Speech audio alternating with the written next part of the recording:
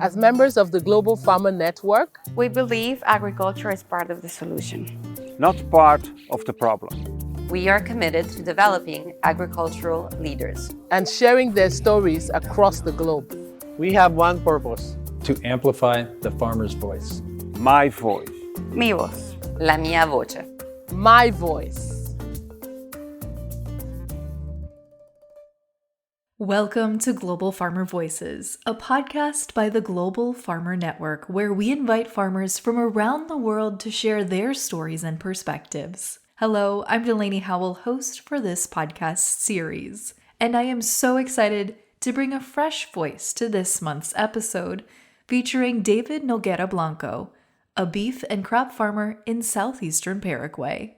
As a beef farmer, David plays a vital role in Paraguayan agriculture, as it is one of the main staples of the country's agriculture sector. According to the U.S. Department of Commerce's website, Paraguay is the world's largest exporter of organic sugar, a large global exporter of soy, and the 8th largest beef exporter in the world.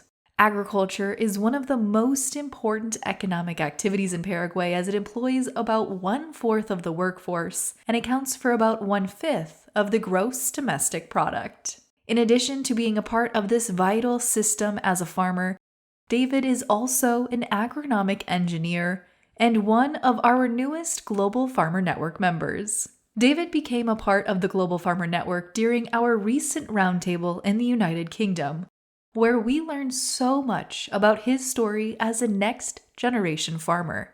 And we are so excited to bring you his story today. My name is David. I'm from Paraguay. We have cattle production at the department of San Pedro. It's like on the north of Paraguay. Now we have 200 hectares and we produce for beef. We have like for grow and feed them. It's like an open pasture. We don't have confinate, which like they can walk, they can go around. We feed them with salt, with some, actually with some food in the winter too, because in the winter it get a little hard to feed using the pasture.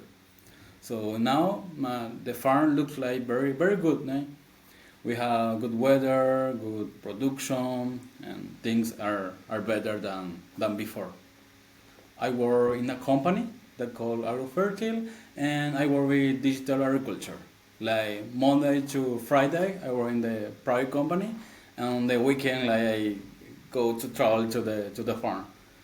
And my father is the manager, and he always there. So we both, my father and I, we work together. It's a family business. David is a second-generation farmer, but also has a rich family history involved in the agriculture sector dating back many generations. Back in 2000, David's father established their farm, and David ended up following in his father's footsteps. As mentioned earlier, however, David is also an agronomic engineer, which allows him to blend his passion for the industry with the engineering skills he learned at university. That lifestyle like attract me, like the healthy food, the nature, the animals. It's like very different. Go to the city and go to that part of the rural area. So that really caught me that passion. And then I started studying engineering agronomy. Like I had to, when I decided to study at the university, I had to major to decide. I inclined to agronomy and also to electric engineer, like, because I like the industrial part of the process too. But I decided to my first love that is agronomy. A young farmer and part of the next generation, he strives to bridge the gap with younger students to try and encourage them early about the opportunities that lay ahead in agriculture. He also focuses to combine his love of technology and innovation with agriculture and is always seeking new ways to innovate his family's farm. Being an engineering, you have another perspective of how can things can be done, or we can be like that, or not doing things like that, right? Like we trying to now implement like some apps in order to get our like home we can hide the weight of the cows and things like that. And we're trying to implement that like by ourselves, make the application by ourselves. It's a little hard, but it's not impossible, right? Because as I say, we have the nowadays we have internet, we have AI, like can help a lot. Like you don't have to be a programmer to to make things. There are some apps that you can say, I want this, make it, and it give the script too. As many in agriculture know, the average age of farmers globally continues to rise. Some of the biggest challenges that farmers face is how to encourage and attract the next generation back to the farm. As a young farmer and part of that next generation, David strives to bridge the gap with younger students to try and encourage them early about the opportunities that lay ahead in agriculture. Nowadays, I saw here in my country, in Paraguay, more of the new generation, some of them don't want to continue the war and then the legacy. Like they incline to other things or they want to use another other background, right? It's a kind of a problem because I know that in some countries there are like starting to don't have farmers, right? The next generation they don't want to work in the farm.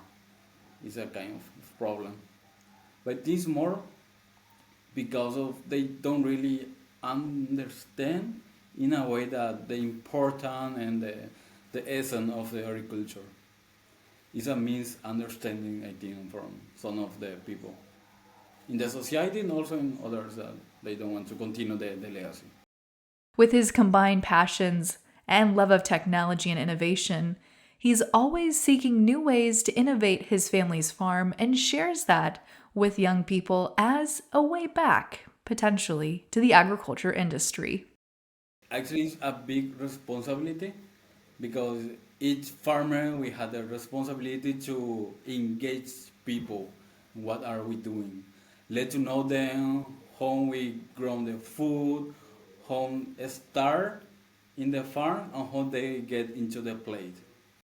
Connecting with Paraguayan youth is a crucial element of the promising future David envisions for the industry. New generations getting involved in agriculture will bring fresh ideas and innovation with them. In the department that we have the farm, is like in San Pedro, there is a lot of poverty, like rural area. And we try to engage them, like try to them to know things, how to work, how to make things. It introduce them to the technology too, because most of them don't know what is a computer or how you can use internet, how you can use Excel, Word. They don't know that, so we try to engage them to that.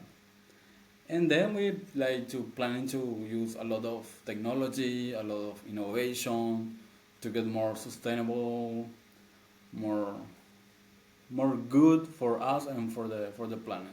We also made tours too, like tours to the farm, like holidays, right? You can go to the horse, to the rivers because around we had a lot of rivers.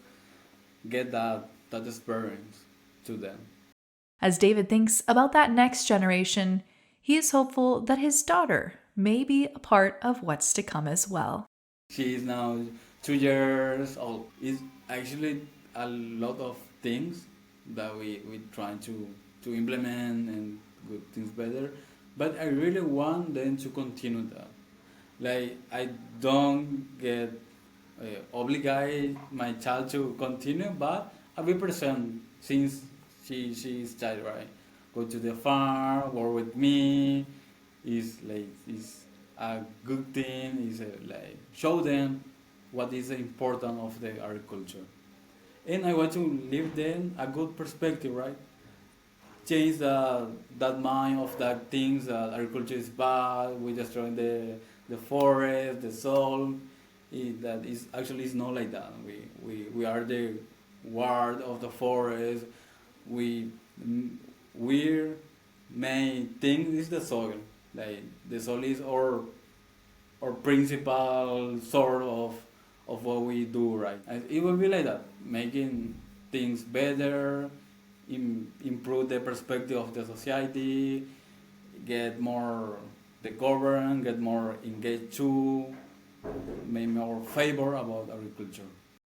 David believes that being a farmer comes with great responsibility. It is important for consumers to understand how their food reaches their table, and it is the farmer's responsibility to tell their story and let them know how food is grown.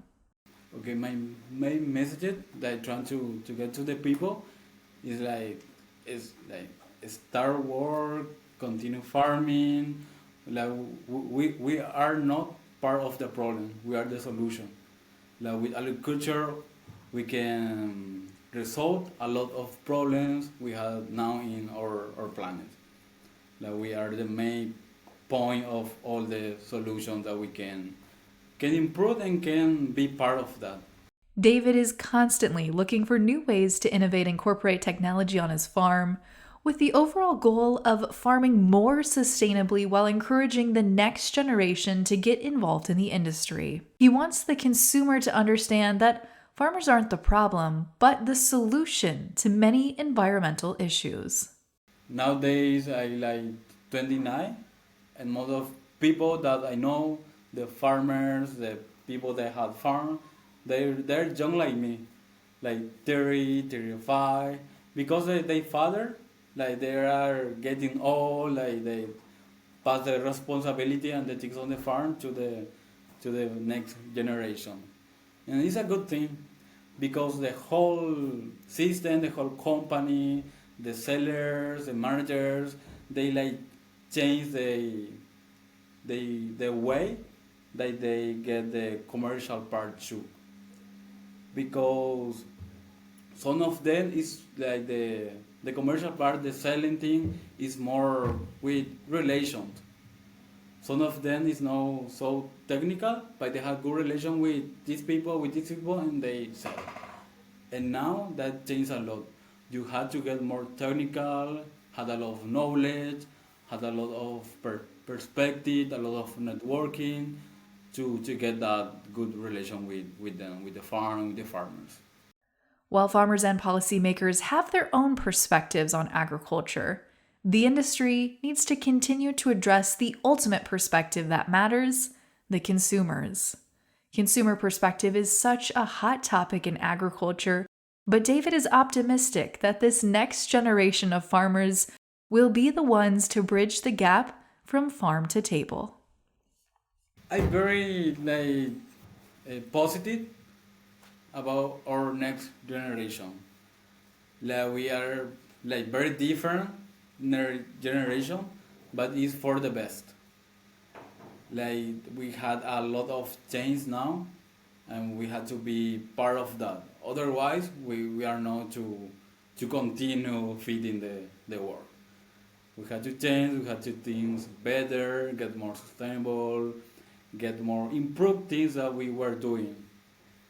That is, it wasn't like it had a lot of change, right? We had to improve things. I really excited about that. I know there is a lot of things that we had to do, a lot of work, but we are in a good way. Starting like be part of that too, right? Get active, right? We just cannot just talk and don't get the hands on the work. David has been a great addition to the Global Farmer Network, and we will continue to help amplify his voice and his story. We would like to thank him for his time today, and to all of you for tuning in. If you're interested in learning more about the Global Farmer Network's mission and its members, Seeing some of the things the organization is up to and finding out how you can get involved, please visit globalfarmernetwork.org. And if you'd like to support the Global Farmer Network through a donation, you can do so at globalfarmernetwork.org/donate. If you enjoyed the podcast today, be sure to subscribe and follow Global Farmer Network on social media: Facebook, Twitter, Instagram, LinkedIn, TikTok, and YouTube. Until next time, I'm Delaney Howell, and this has been the Global Farmer Voices podcast.